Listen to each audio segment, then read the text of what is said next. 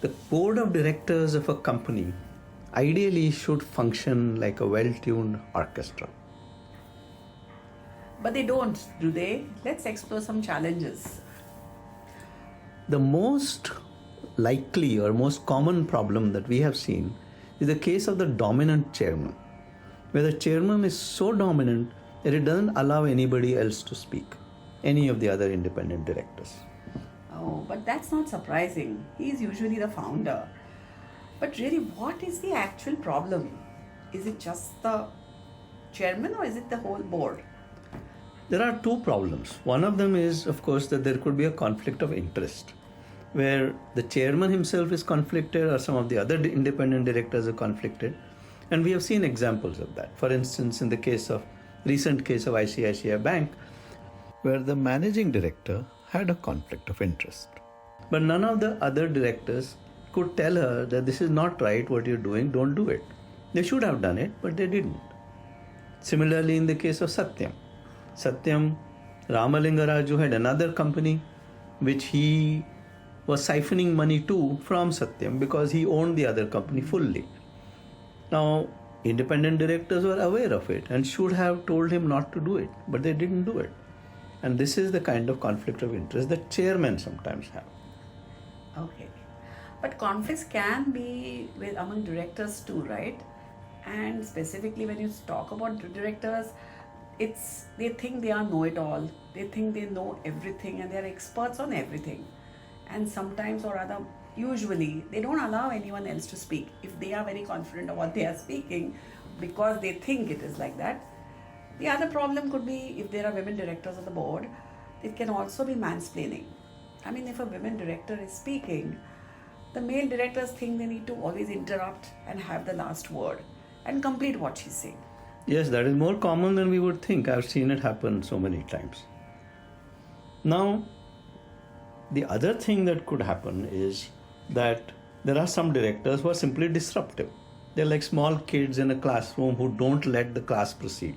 Why? Because they're more interested in their own thing that they want to say rather than listen to other people and let the conversation flow. There are people like that and they will disrupt the board.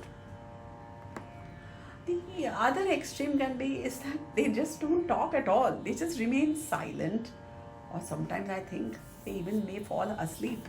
When they're not interested in a particular topic. Or let's say, for example, finance is being discussed, and if they don't have a finance background, even if they're at a director level, they just don't participate.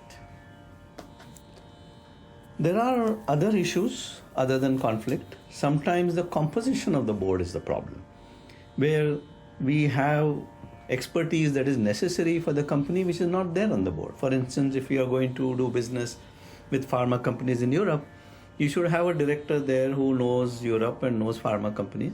If you don't have, it could be a problem.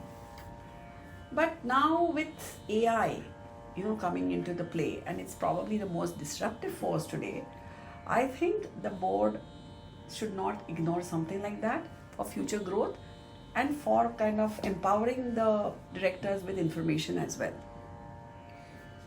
Apart from all that, I have also seen, this is also very common, independent directors become directors because they have been successful executives somewhere.